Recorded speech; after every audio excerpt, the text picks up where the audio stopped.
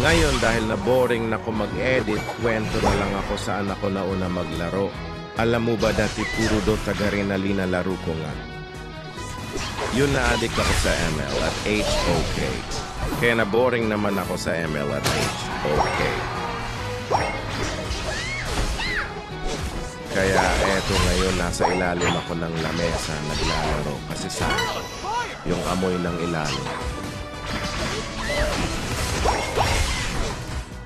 Dati gusto ko talaga makaabot ng mythic, ngayon naabot.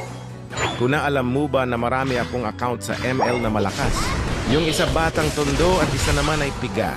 Bali, dalawa lang malakas na account. Tapos, kasi si Moonton daming pinamimigay.